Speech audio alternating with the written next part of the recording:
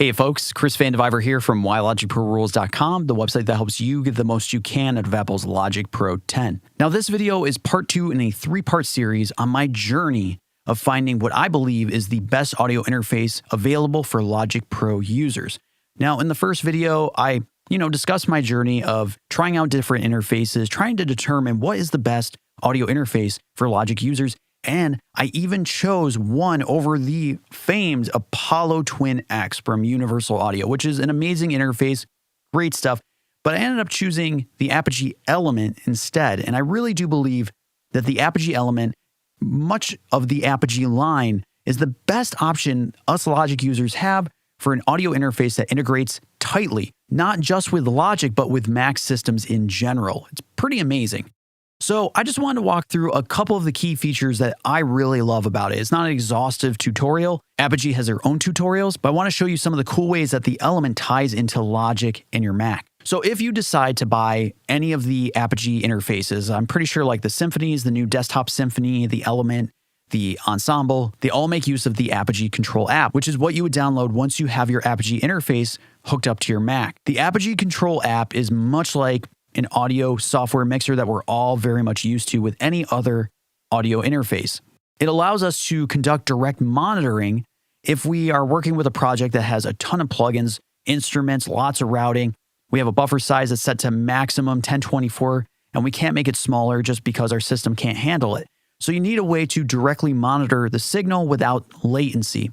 But this app also allows us to control parameters of the audio interface of the Element. Because if you took a look at the Element, there's no controls on it. So you have to control it from within your Mac. This app allows us to control it, but you'll see very shortly that once you have a couple things set up, you may never need to return to this app ever again. It's kind of awesome. So on each individual channel strip here, we have like analog 1 and 2 because there's 2 inputs on this particular interface. We have the preamp volume, so we can drive up the signal. We can also turn phantom power on and off. We can also invert the polarity of the signal right here. There's also a soft limit option. So in case you happen to hit the top of the meter by accident while you're recording, you have this option to kind of like softly smooth out the transients so you don't get that nasty distortion. And we can even group the different tracks together as well. But what I want to point out to you is 2 specific features that blew my mind. Number 1, we have the ability to control the main output to our speakers or monitors right over here, so you can drive it up or down. You can also drive the headphone output up or down right here. Here's where things get cool. Over here, you can choose to designate the volume keys on your Mac's keyboard. So when you turn the volume up or down on your system here, like that, you can actually designate those particular keys to either output. So check it out. So I'm going to set it to speaker. And then we'll go over here, and I'm recording a video right now, so my output is set to telestream, but we'll set it to the Element. Now check it out. I'm able to turn the playback volume with just my Mac's keyboard. It's pretty awesome. Then if we go over here and set it to the headphones, it does exactly the same thing. I really love this feature. In my studio, I have a monitor controller, so I don't necessarily need to set this up and down all the time. I just use the volume control on my monitor controller. But for the headphones, I very much appreciate this option. So I can turn the headphones way down so I don't accidentally blow someone away, when they're first putting on the headphones and I hit play, and, that can be a scary circumstance. Okay, we'll set this back over here. The other option that blew my mind is that we can designate a talkback microphone with the Element. So check it out. Maybe you're working with a musician who's in the other room and you need to be able to talk to them through their headphones.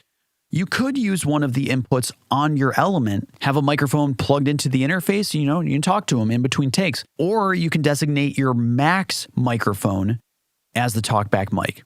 So if you have an iMac, a MacBook, something that has a microphone on it, and you can conduct FaceTime calls, Skype calls, you can use that microphone as the talkback mic. So check it out. Then we can click over here, and I'm talking through the talkback mic to myself right now. It's awesome. I can't believe it. Okay, let's move on to Logic. Now, many of us have maybe seen a certain set of controls within the mixer or inspector And I've wondered what the heck is going on over here? What is all this? Well, these are the audio device controls. They allow you to control your audio interface from within Logic. And as far as I know, Apogee is like the only company that takes advantage of this. Blows my mind. I can't believe this. There's a huge Logic base out there. Why are audio interface companies not taking advantage of this? So I'm so glad that at least Apogee is. So the audio device controls allow us to adjust a couple different parameters related to the element, much like the Apogee Control app. So first we can pick the style of input. So if you're plugging a microphone in, obviously you would want a mic input. Maybe you're plugging your guitar in to use like Amp Designer with. In that case, you would pick instrument. Or if you have some outboard gear that you're going to plug into the element, so an outboard preamp, maybe a compressor, whatever, you would use one of these line levels instead. Okay, so we'll leave it on microphone. Next up, we can turn phantom power on and off from within Logic. So again, if you have a condenser mic, you're plugging it in, you need some phantom power, boom, easy. We can also flip the polarity of the signal, just like that. And then we can also drive up the preamp gain, so the volume for the input on your audio interface, like this. It is so awesome. I never have to look at the Apogee Control app if I don't want to. Now, in some cases, we're working with a project, it's huge, lots of plugins, lots of instruments. Buffer size is set to a big size, 1024, but we need to record another track. How are we going to do this without any latency? Well, check it out. I'm going to record enable this channel strip, which my vocal mic is hooked up to right now. We're going to hear latency, and then I'm going to go press that direct button towards the top. Okay. So there's some latency. It's kind of hard to talk through. And now there's no latency at all. It's like that amazing. So in this case, we're able to get direct monitoring for the specific channel strip without having to deal with an outside mixer. And you can even set it on a channel by channel basis. So if you have like the Element 88 that has 8 inputs, you can actually turn on direct monitoring for channel 1, leave it off for 2 and 3, and then turn it on for 4.